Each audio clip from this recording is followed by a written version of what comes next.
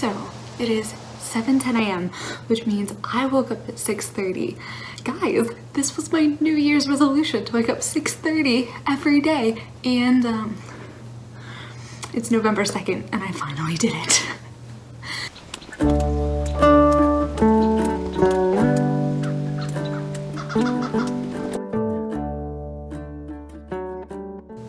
Okay, so I don't really know why I woke up so early.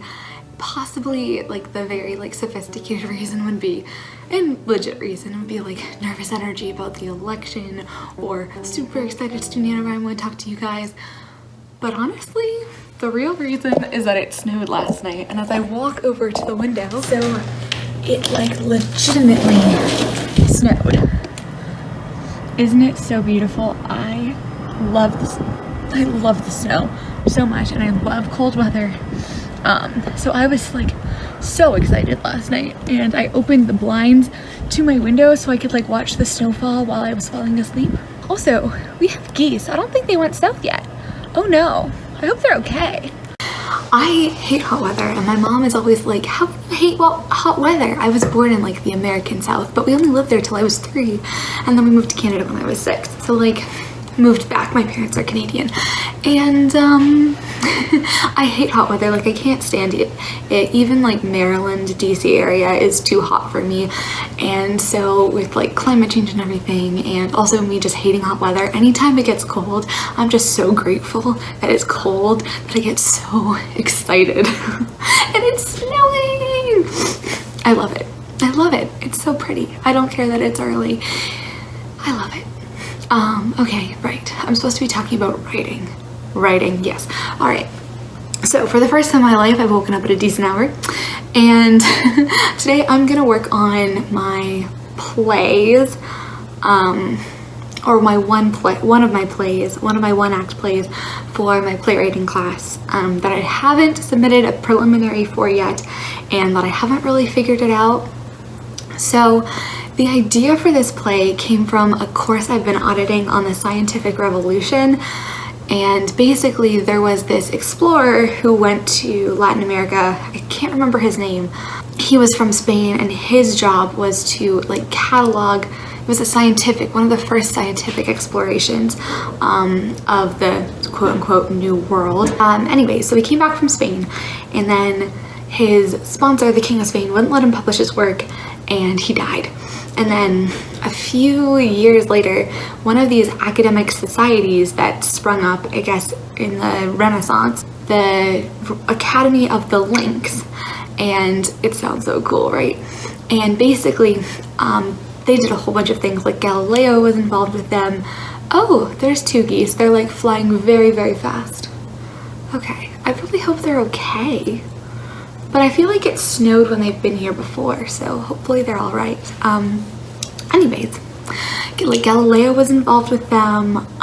Their members did like a lot of scientific things, but partially what they did was they re-put together this explorer's manuscripts. Like they did it was almost like when my teacher was explaining it, it sounded kind of like a scavenger hunt with them like trying to find all these pages and finally put the book together for publication like 60 years after this explorer died.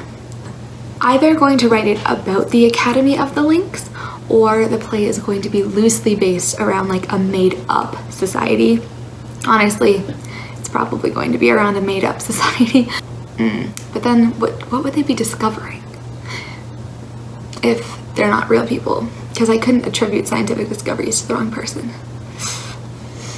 My original idea was to do it about Alfred Russel Wallace and Darwin, who basically like both published papers on survival of the fittest at the same time, because Alfred Russel Wallace like made a similar discovery and sent his notes on it to Darwin, and Darwin was like, oh no, this guy almost scooped me, and they had to publish in the Royal Academic Journal like at the same time.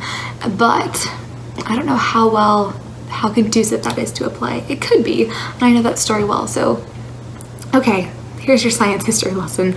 I'm gonna research this play now. So I've been doing some research on the Academy of the Links, and it seems like, and I'm not really familiar with the players yet in in it, and I think that to write the story of it in a way and like actually find a plot in the historical events would take me a long time. And honestly, like, this is kind of an assignment and I want to do it, but I also don't really feel like spending all of NaNoWRIMO doing research on the Academy of the Links, and my professor is expecting pages to be written. So I think I'm actually going to switch to my Darwin idea, because I already know exactly who the characters in that will be, and I have a really good idea of what the central conflict is, and I can also find a way to incorporate a woman in it, which is kind of a hard thing that with like science, anything even like 50 years ago, 60 years ago, and that women really weren't involved in these scientific societies, but Darwin was married, and I can get her in there doing stuff. So I think that is what I will do, which means I need to go get the Song of the Dodo, which is where I first heard the story of Alfred Russel Wallace, and read that and come up with at least a plot summary in the next hour and 15 minutes-ish. Alright, so it is 9:47, and yes, I have been working on this preliminary like outline for this play the whole time.